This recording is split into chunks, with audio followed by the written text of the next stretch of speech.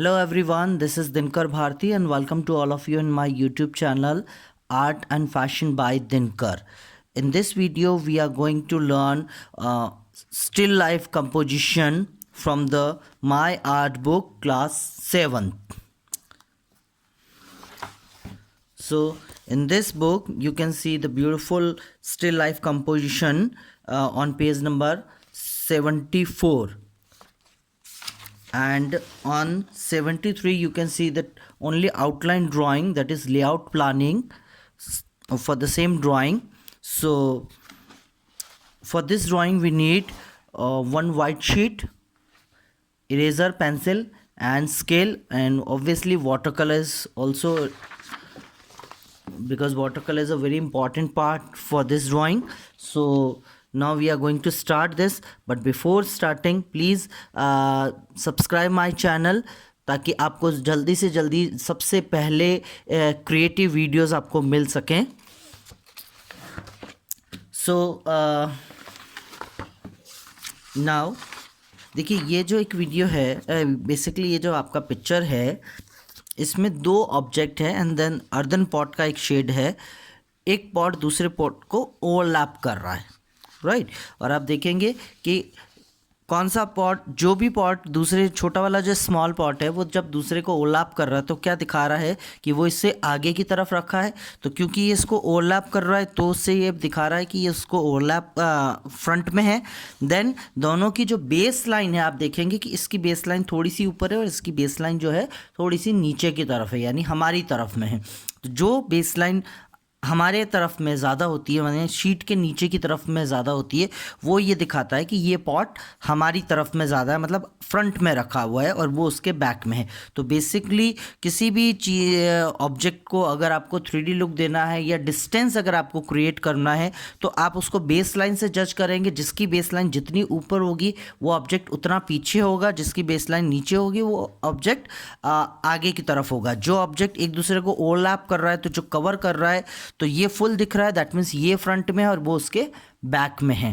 Third, जो कि इसमें नहीं है लेकिन जनरली और दूसरी ड्राइंग्स में किया जाता है, कि जो पीछे का ऑब्जेक्ट है उसकी डिटेलिंग और थोड़ी कम की जाती है, जो पॉट फ्रंट में है उसकी डिटेलिंग ज़्यादा होती है.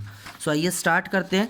जैसा मैंने मेरे प्रीवियस वीडियोज़ में भी आपको बताया है कि जो बेसिकली इस तरह के जो ऑब्जेक्ट ड्राइंग्स होते हैं वो देखिए कि सेंटर से इवन होते हैं. सेंटर से इवन कैसे, कि सेंटर से अगर आप एक स्ट्रेट लाइन ड्रॉ करेंगे तो वो साइड से बिल्कुल इवन है. दैट मीन्स जितना लेफ्ट है उतना ही राइट में है. तो आपको क्या करना है, क्योंकि आपका लर्निंग स्टेज है, तो आपको सीखने के लिए पहले एक वर्टिकल लाइन ड्रॉ करनी है. फिर आपको ये देखना है कि पूरा जो पॉट है वो कहाँ कहाँ से कर्व में आ रहा है. अच्छा, उससे पहले भी आपको ये डिसाइड करना है कि ऑब्जेक्ट 1 कौन सा है और ऑब्जेक्ट 2 कौन सा है. जो बैक में है वो ऑब्जेक्ट 1 है, जो ऊपर की तरफ है वो ऑब्जेक्ट 2 है. अब ये जितना ओवरलैप हो रहा है आपको उतना पूरा इसको प्रॉपरली ड्रॉ कर लेना ताकि कोई कन्फ्यूज़न ना रहे.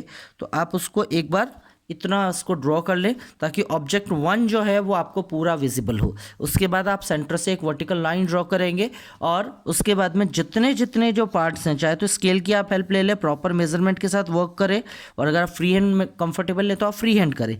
यहाँ पे आप क्या करेंगे, अब आप देखेंगे सेंटर से अगर मैंने मार्किंग किया है तो जितना राइट में जा रहा है सेम मेज़रमेंट में उतना ही लेफ़्ट में होगा. सेम अब आप देखिए कि फर्स्ट कर्व पूरा पॉट का यहाँ आ रहा है. सेकंड कर्व कहाँ पे है, ये है हमारा सेकंड कर्व जहाँ पे मैं वर्क कर सकता हूँ. थर्ड मेरे पास में ये है जो कि मैक्सिमम विड्थ है. फिर फोर्थ जो इसका बॉटम लाइन है ये है, एंड फिफ्थ लास्ट में जाके, यानी मेरे पॉट का जो वर्टिकली अगर मैं इसको डिवाइड करूँगा तो 1 2 3 4 और 5 मेरे पास में है. और यहाँ पे आप साइजेस भी देखेंगे, ये साइज़ बड़ा है, फिर नेक का थोड़ा सा छोटा है, उसका वेस्ट पार्ट थोड़ा सा बड़ा है. सेम अगर आप यहाँ पे अगर आप देखेंगे तो फिर भी आप एक वर्टिकल लाइन ड्रॉ करेंगे तो आपके पास में क्या होगा, फर्स्ट, देन नेक का सबसे नैरो पार्ट 2, देन नीचे की तरफ में आप मूव करेंगे या यहाँ पे आप उसको कर सकते 3, देन 4 एंड लास्ट 5 एंड 6. इस तरीके से आपको डिवीज़न करना है. तो ये चीज़ आपको बहुत ध्यान से देखनी है और समझनी है. तो आइए स्टार्ट करते हैं. मैं यहाँ पे एक स्केल की हेल्प ले रहा हूँ ताकि एक वर्टिकल लाइन जब मैं ड्रॉ करूँ तो आपको बहुत ही कंफर्टेबली विजिबल हो. अब देखेंगे यहाँ पे आपको एक वर्टिकल लाइन दिख रही है, और हॉरिजॉन्टली अगर आप चाहें तो स्केल की हेल्प भी आप यूज़ कर सकते हो, और स्केल के थ्रू आप मेज़रमेंट ले सकते हैं। जैसे यहाँ पे हमने ले रहे हैं तो कुछ मेज़रमेंट लिए, अब जितना मेज़रमेंट मैं लेफ़्ट ले रहा हूँ उतना ही सेम मेज़रमेंट मैं राइट में लूँगा। एक एक डॉट लगा ले, पूरा गाइडलाइन अगर ड्रॉ करने की इच्छा है तो आप कर सकते हैं। डॉटेड लाइन आपको देना है तो आप डॉटेड नहीं, क्योंकि जितना ज़्यादा अगर आप इसको भरेंगे आपको बाद में इरेज भी करना है, इसीलिए मैं सिर्फ एक एक छोटा छोटा सा डॉट लगा के इसको छोड़ रहा हूँ, ताकि बहुत ज़्यादा हमारी शीट गंदी ना हो। क्योंकि वाटर कलर जो होता है हमारा ट्रांसपेरेंट होता है, जैसा मैंने आपको हर बार बताया है कि जब भी आप ड्राइंग करेंगे बहुत ही लाइट आपको ड्राइंग करनी है, और कलरिंग से पहले उसको इरेज करना है। सो इस तरीके से आप, एंड देन लास्ट में आते आते आपको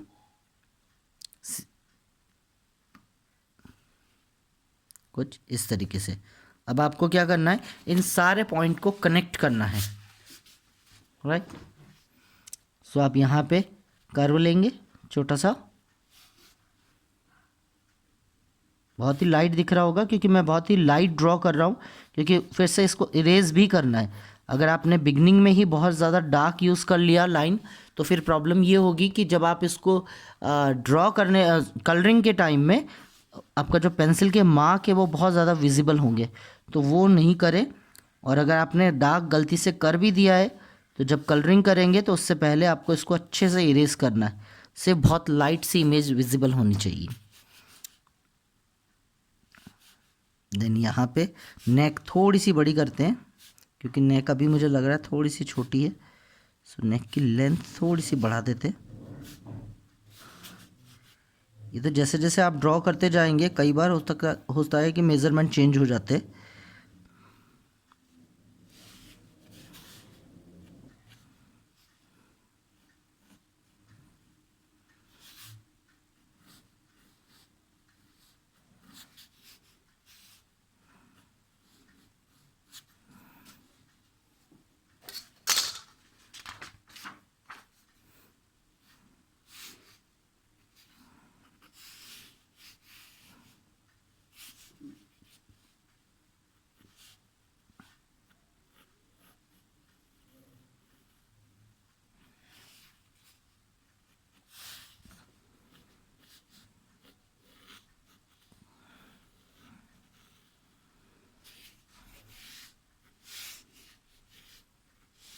अभी इतना ड्रॉ होने के बाद मुझे लग रहा है कि थोड़ा सा और इसकी विड्थ होनी चाहिए, तो मैं क्या करूँगा, उसको इरेज नहीं करूँगा, उसी के आगे थोड़ा सा एक पॉइंट और मैं ड्रॉ करूँगा, और जहाँ से मुझे लग जाएगा कि हाँ ये जो पॉइंट है थोड़ा सा और इसकी विड्थ होनी चाहिए। सो यहाँ पे हमने किया, no this is the sufficient width, और सेम जो हमने प्रीवियस पॉइंट लिया था उसी से सेम डायरेक्शन से उतना बाहर की तरफ हम निकल जाएंगे, और फिर हम इसको ड्रॉ करेंगे।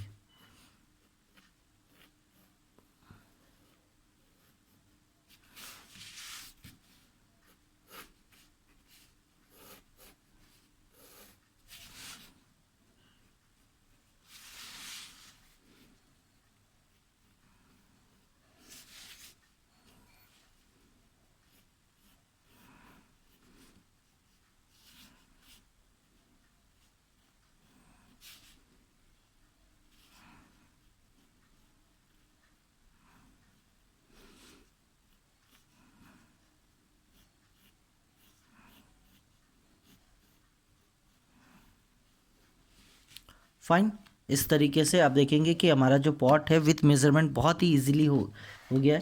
अब जो हमारी गाइडलाइन है, अगर हमने कुछ कम ज़्यादा किया है प्रीवियस मेज़रमेंट में, कुछ चेंजेस किए हैं, तो उसको इरेज कर देंगे। अच्छा, गाइडलाइन जो है, अब यह गाइडलाइन हमको नीड नहीं है, तो ये गाइडलाइन जो है बहुत अच्छे से इरेज करनी है आपको। बिल्कुल भी आपकी गाइडलाइन जो है वो विजिबल नहीं होनी चाहिए कलरिंग के टाइम में, इस तरीके से। और अब इसी के साथ में नेक्स्ट जो पॉट है वो भी हम ड्रॉ करेंगे, वो हम ओवरलैप करेंगे, क्योंकि यहाँ जो आपको दिख रहा है सेकंड पॉट जो है वो ओवरलैप कर रहा है, तो इसको भी हम ओवरलैप करेंगे। और ओवरलैप करके इसका जो बेस लाइन है वो थोड़ा सा इससे नीचे की तरफ में होगा।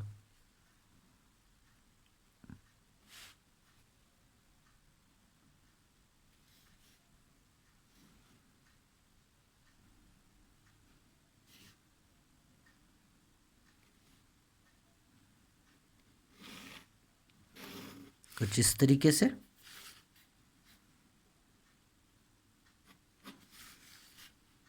मेज़रमेंट ले सकते हैं। अब मेज़रमेंट इंच में हो, सेंटीमीटर में हो, इस डजेंट मैटर, आप कोई भी मेज़रमेंट यूज़ कर सकते हैं।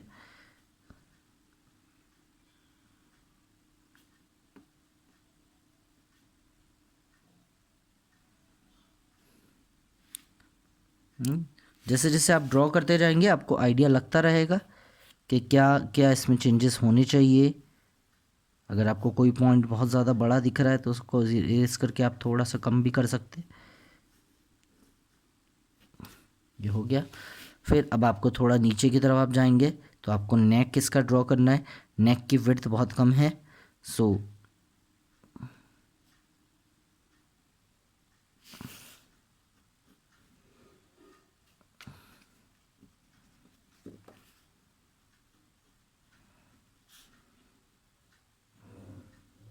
कुछ इस तरीके से।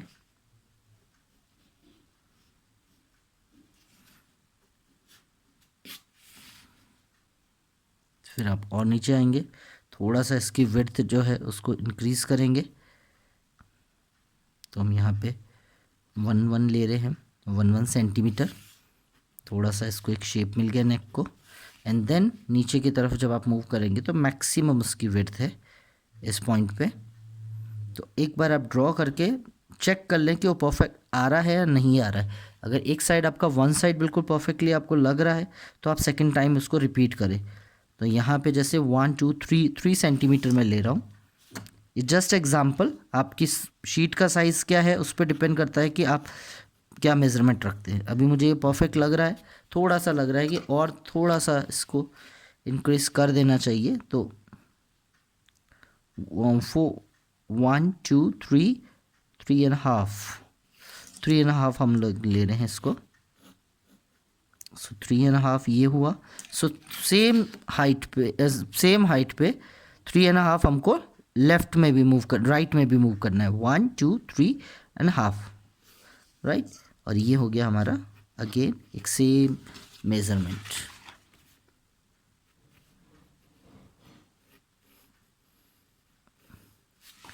Clear.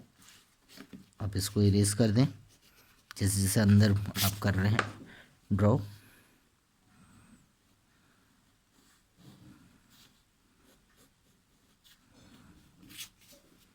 Okay, now the next is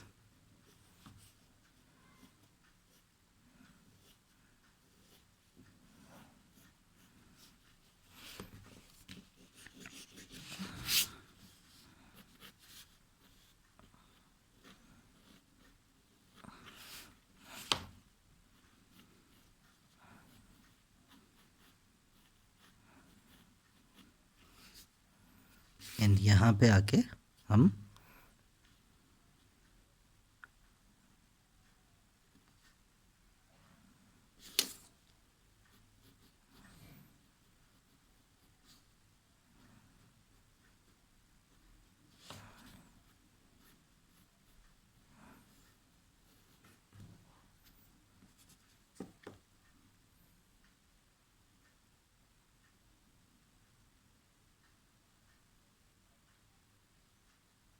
तो यहाँ पे जाके हमारी पूरी ड्राइंग कंप्लीट हो गई है, ओनली ड्राइंग पार्ट।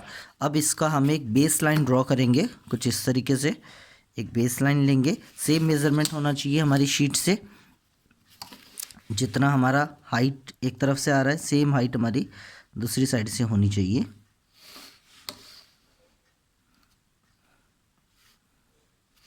और एक बेस लाइन हम यहाँ पे ड्रॉ करने वाले हैं।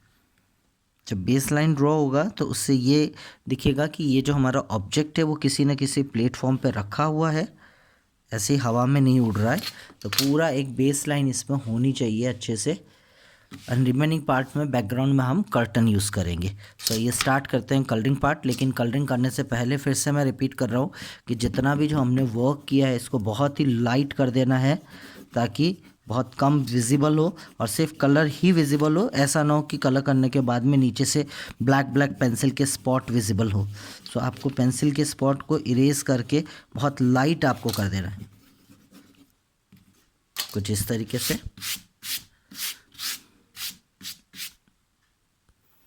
कलरिंग के लिए हम लोग यूज़ करने जा रहे हैं रॉ अंबर कलर। आउटलाइन के लिए जहाँ पे हमको लाइट शेड चाहिए वहाँ पे हम लोग रॉ अंबर कलर यूज़ कर रहे हैं। जैसे ये वाले पार्ट के में थोड़ा सा लाइट चाहिए, so I am using raw umber. Only outline चाहिए। देखा जाए तो वाटर कलर अपने आप में बहुत डिटेल्ड है, डिटेल स्टडी है, लेकिन क्योंकि आपके बुक में बहुत ही बेसिक सा एक दिखा रखा है तो मैं उसी को फ़िलहाल फॉलो कर रहा हूँ। उतना ज़्यादा डिटेल में मैं जा नहीं रहा हूँ।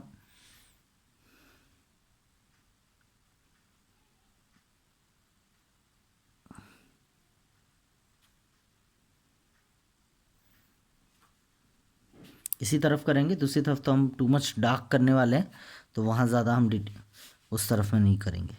ओके, सो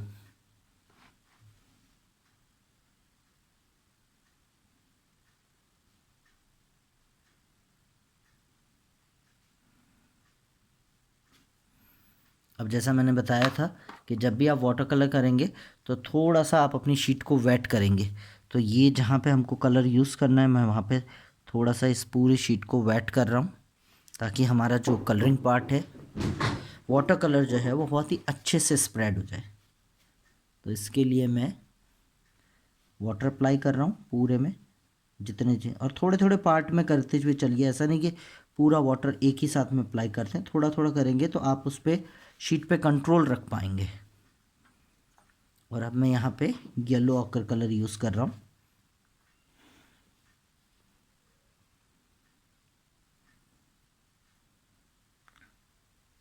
रॉ अंबर, सॉरी येलो ऑकर नहीं है, रॉ अंबर है। बिकॉज येलो ऑकर भी कुछ ऐसा ही शेड होता है लेकिन वो इससे एक टोन थोड़ा लाइट होता है। सो आई एम यूजिंग रॉ अंबर।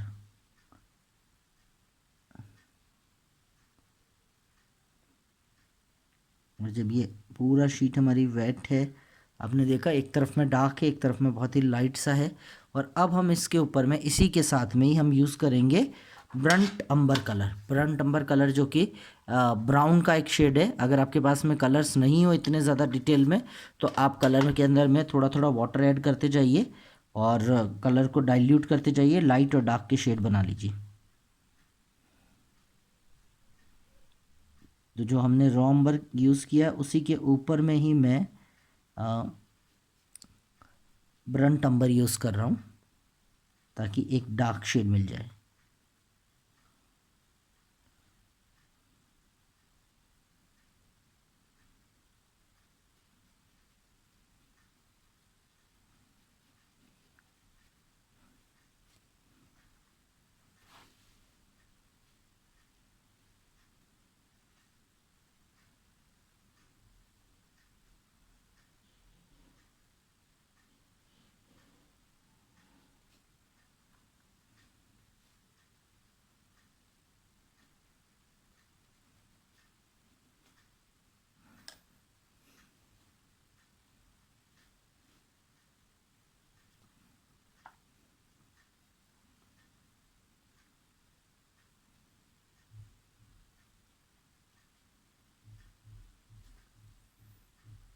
कुछ इस तरीके से।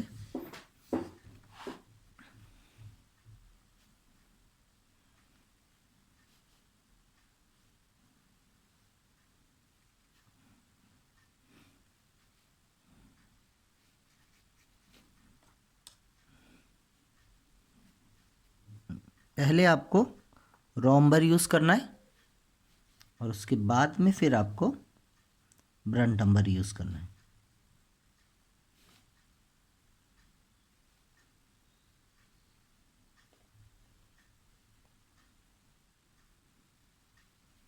इस तरीके से स्ट्रोक टेक्निक आपकी बुक में दे रखा है तो मैं स्ट्रोक टेक्निक ही आपको बता रहा हूँ। मर्ज नहीं कर रहा हूँ, बहुत ज़्यादा डिटेल में उसको मर्ज नहीं कर रहा हूँ, मैं स्ट्रोक्स के साथ ही आपको क्लियर कर रहा हूँ।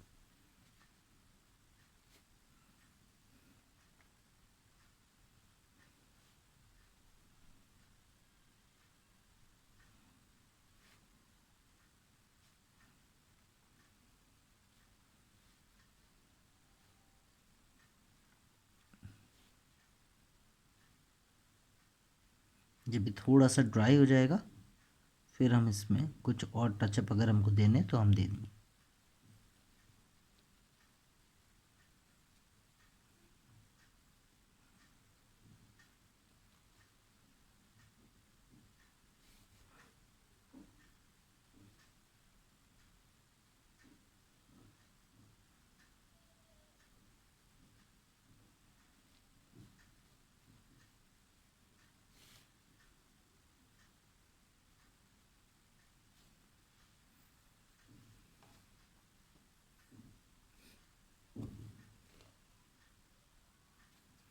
Okay.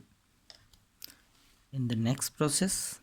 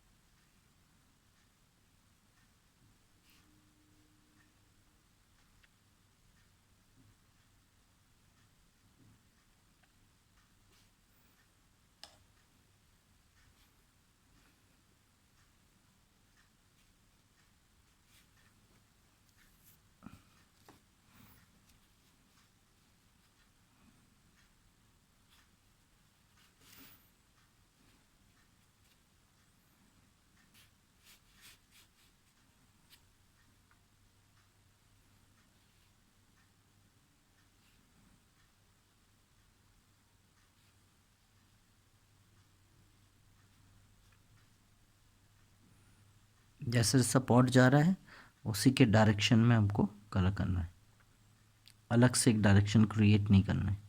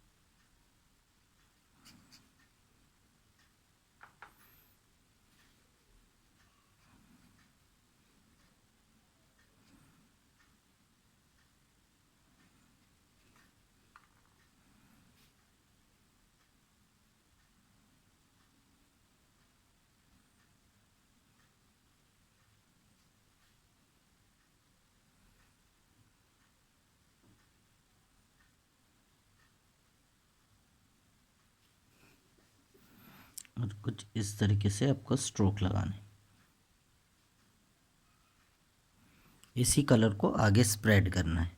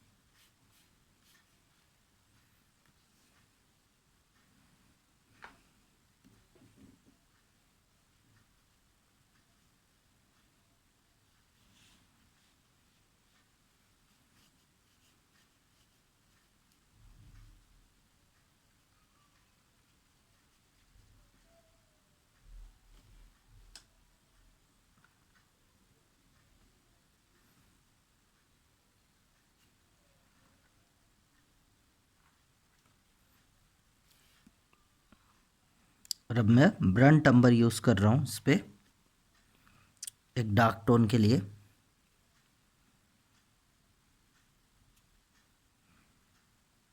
यानी वाटर कलर में आप बेसिकली लेयर पे लेयर वर्क करते हैं। एक लेयर आपने किया है, उसका सेकंड लेयर भी आप कर सकते हैं, थर्ड लेयर भी आप यूज़ कर सकते हैं। अगर आपने एक लेयर पे वर्क किया है तो आप सेकंड लेयर पे भी वर्क, कलर को आप बेसिकली ओवरलैप करते हैं एक दूसरे के ऊपर, कुछ इस तरीके से।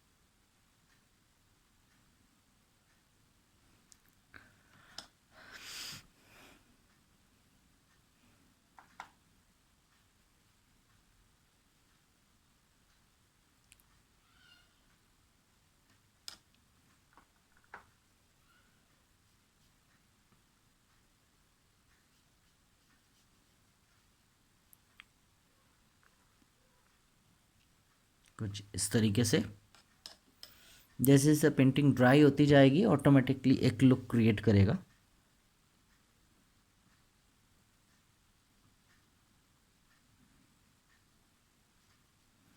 बस मेक श्योर कि बस सेंटर से बहुत ज़्यादा आगे की तरफ ना जाए।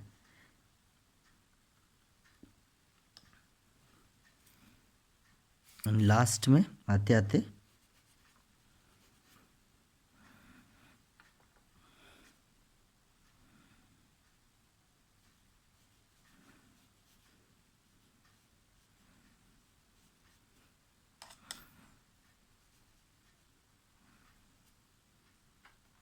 And again I am using burnt अम्बर।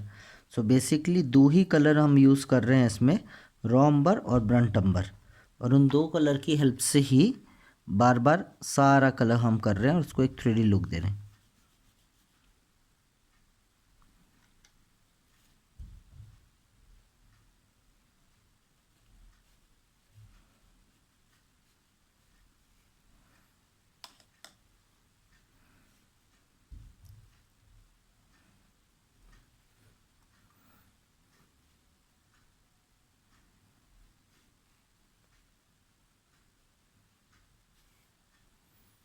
तो इस तरीके से ये हमारा पॉट, जो बैकग्राउंड वाला जो एक पॉट था, जो हमारा फर्स्ट ऑब्जेक्ट है, वो ऑलमोस्ट पूरा हो चुका है। इसमें और ज़्यादा डिटेलिंग ऐड करने की ज़रूरत नहीं है।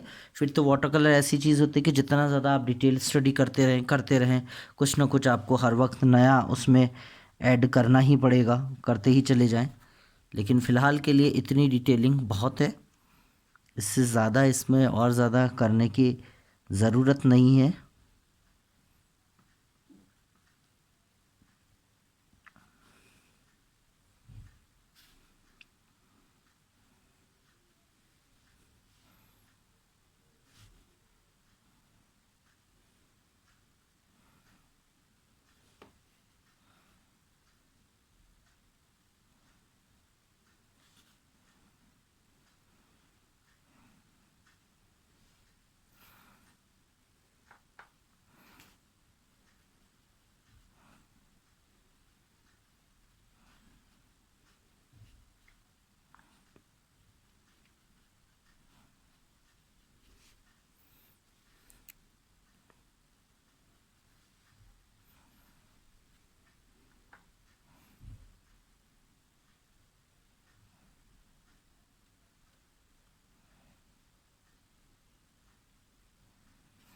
यहाँ पे जाके हमारी ये वाली फर्स्ट जो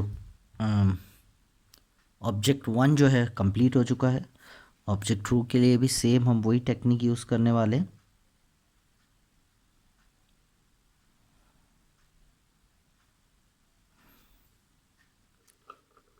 सो आप देख सकते हैं कि हमारा यहाँ तक का वर्क तो उतना वर्क कंप्लीट हो गया है जितना हमारा ऑलरेडी बुक के अंदर है। अब हम इसमें कुछ एक्स्ट्रा ऐड करने जा रहे हैं, बिकॉज बुक के अंदर तो बहुत ही लिमिटेड चीज़ें हैं और मैं हर बार आपको हर वीडियो में कहता हूँ कि बुक से सिर्फ आप रेफरेंस लीजिए, और जब भी आप अपना कुछ वर्क करें तो आप उस आर्ट में थोड़ी अपनी और आर्ट ऐड करके चलिए।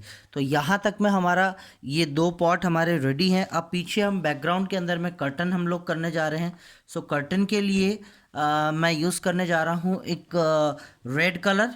सो रेड के लिए मैं यूज़ करूँगा क्रिम्सन कलर, और स्कारलेट का भी थोड़ा थोड़ा सा शेड दूंगा।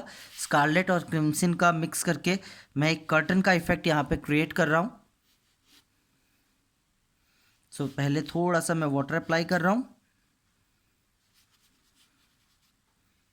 थोड़ा इसके लिए हम बड़ा ब्रश यूज़ कर सकते हैं क्योंकि स्पेस बहुत ज़्यादा है, और ज़्यादा बड़े स्पेस पे अगर आपको वर्क करना है तो आप थोड़ा सा बड़ा जो ब्रश आप यूज़ करें ताकि आपका वर्क जो है टाइमली कंप्लीट हो पाए। छोटे ब्रश से करेंगे तो बहुत ज़्यादा स्ट्रोक्स आ जाएंगे। So right now I am using scarlet colour, kind of orange shade, और इसी के फोल्ड के बीच बीच में उसको डार्क दिखाने के लिए मैं क्रिम्सन भी यूज़ करूँगा। So now I am using crimson colour. क्योंकि फैब्रिक है तो फैब्रिक के फोल्ड्स जो हैं वो थोड़े से कलरफुल होंगे, तो एक माइन्यूटली एक डिटेल हम इसके अंदर में दे सकते हैं।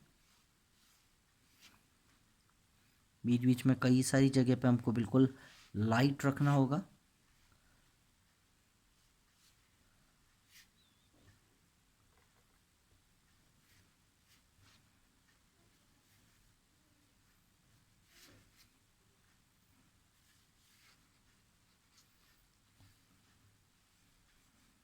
स्कारलेट हमने किया है लेकिन बहुत ज़्यादा अच्छा नहीं लग रहा, तो अब नेक्स्ट हम यूज़ नहीं कर रहे स्कारलेट। सिर्फ एक क्रिम्सन के साथ ही मैं लाइट और डार्क का इफेक्ट दे रहा हूँ। थोड़ा सा वाटर अप्लाई कर रहा हूँ, उसी स्कारलेट को फिर से स्प्रेड कर रहा हूँ।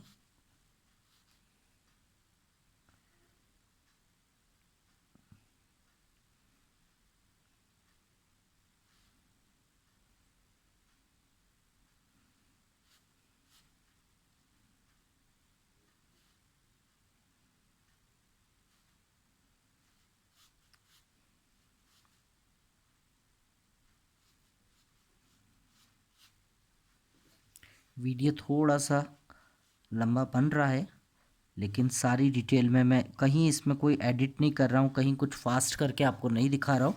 सारी चीज़ें डिटेल में आपको दिखा रहा हूँ ताकि आपको आइडिया लग जाए कि किस तरीके से वर्क किया जाता है कलर्स के साथ में। कहीं मैं वीडियो को फॉरवर्ड करके आपको नहीं दिखा रहा हूँ।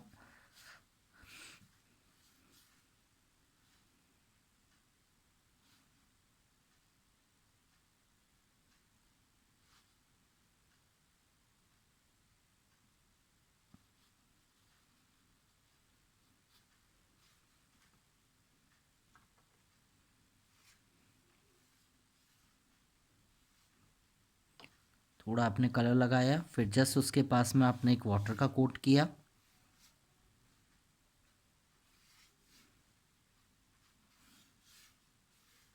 इस तरीके से बार बार वाटर की कोटिंग करते रहेंगे तो उससे एक एक 3D लुक आएगा, और जो फैब्रिक के फोल्ड्स हैं वो बहुत ही अच्छे से विजिबल होंगे।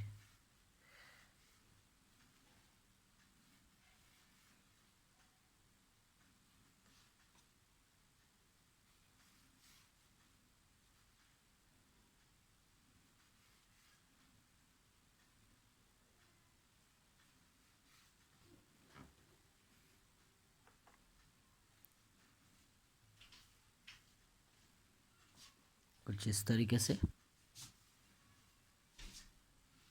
और सेम यहाँ पे जो कर्टन आ रहा है वही कर्टन हम इस तरफ में भी दिखाने वाले हैं, तो जस्ट उसी के पैरेलल में हम यूज़ कर रहे हैं। थोड़ा सा मैं शीट को अपनी तरफ में मूव कर लेता हूँ, अदरवाइज़ क्या होगा कि वो वहाँ पे मेरा हैंड टच हो जाएगा और सारा जो शीट है वो स्पॉइल हो जाएगी।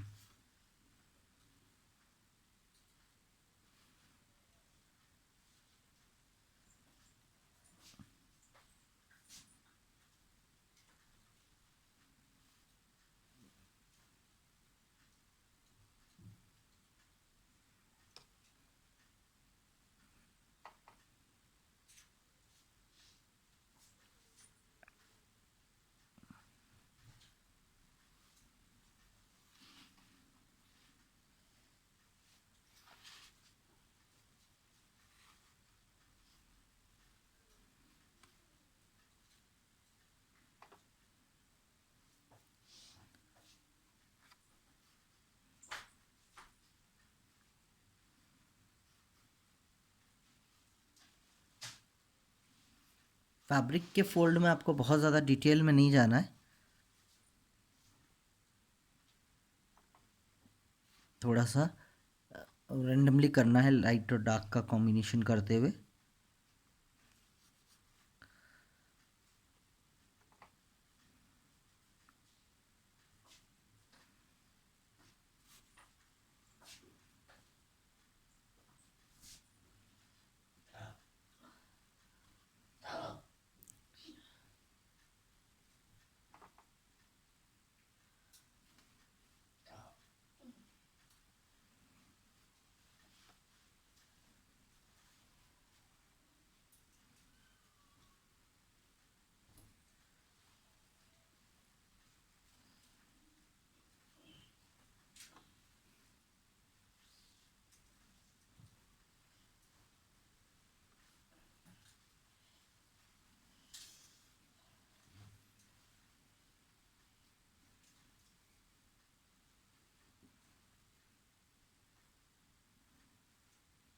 यहाँ पे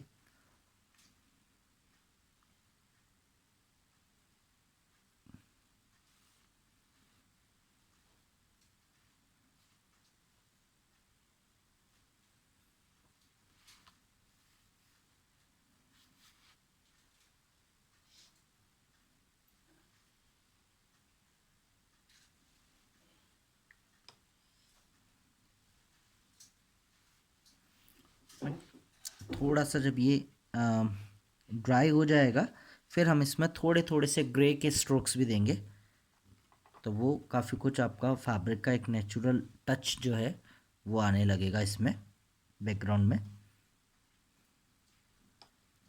अब ये जो एरिया है हमारा, यहाँ पे हम थोड़ा सा ब्राउन का एक टच दे देते हैं, जो कि एक वुड का एक शेड आपको दिखेगा। तो यहाँ पे मैं वही रॉम्बर कलर ही यूज़ कर रहा हूँ, और रॉम्बर के अंदर में फिर मैं थोड़ा सा ब्रंट अम्बर यूज़ करूँगा और काफ़ी कुछ एक वुड का इफ़ेक्ट क्रिएट करूँगा।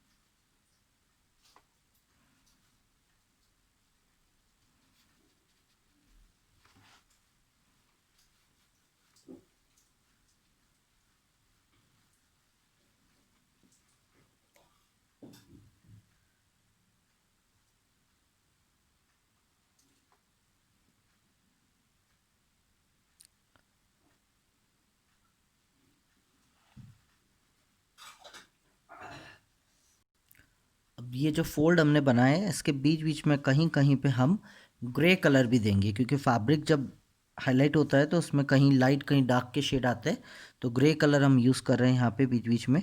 लेकिन ग्रे के लिए हम ब्लैक कलर को थोड़ा सा डाइल्यूट कर लेंगे वाटर में, और वो ऑटोमेटिकली ग्रे बन जाएगा। वाटर कलर में बिल्कुल ब्लैक और वाइट का कॉम्बिनेशन देने की बिल्कुल भी ज़रूरत नहीं होती। जैसे हम पोस्टर कलर में और दूसरे कलर में ब्लैक और वाइट ऐड करके ग्रे रेडी करते हैं, वाटर कलर के साथ में ये प्रॉब्लम नहीं है। वाटर कलर में आप डायरेक्टली ब्लैक कलर को थोड़ा सा डाइल्यूट कर लें, और वो आपको काइंड ऑफ एक शेड दे देगा ग्रे का।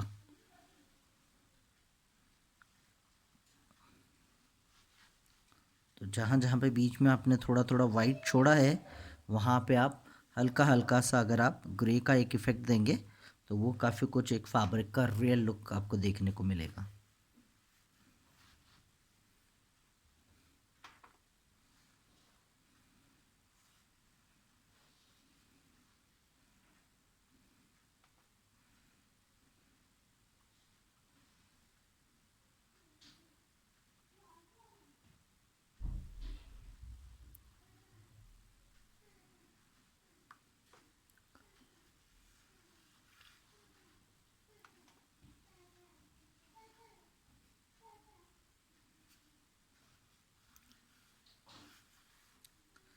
कुछ इस तरीके से सो ये ऑलमोस्ट हमारा रेडी है। अगर आप इसको और ज़्यादा डिटेल में करना चाहते हैं तो यहाँ पे आप थोड़ा थोड़ा सा लेमन येलो कलर भी यूज़ कर सकते हैं। तो चलिए, जब इतना वर्क किया है तो थोड़ा सा टाइम और देते हैं और इस शीट को लेमन येलो भी कर देते हैं। बट लेमन येलो के लिए हम बहुत ज़्यादा डिटेल में नहीं जाएंगे, सिंपली वाटर स्प्रेड करेंगे और डायरेक्टली हम एक लेमन येलो की कोटिंग कर देंगे। बहुत ही लाइट सा एक शेड देंगे, चारों तरफ बहुत डार्क करने की कोशिश नहीं करेंगे। तो वाटर स्प्रेड किया है मैंने और अब मैं यहाँ पे एक लेमन येलो यूज़ कर रहा हूँ। सो गाइज, यहाँ पे जाके हमारा जो स्टिल लाइफ कंपोजिशन है वो कंप्लीट होता है विद कंप्लीट बैकग्राउंड। सो अगर आपको ये वीडियो अच्छा लगा हो तो इसको लाइक करें, शेयर करें, कमेंट करें और जल्दी से हमारा जो यूट्यूब चैनल है उसको सब्सक्राइब करें ताकि इस तरह के और वीडियोस जो हैं वो आपको मिल सके। ज़्यादा से ज़्यादा इस ड्राइंग को बनाएं और अपनी क्रिएटिविटी को इन्हेंस करें। Thank you so much for watching this video.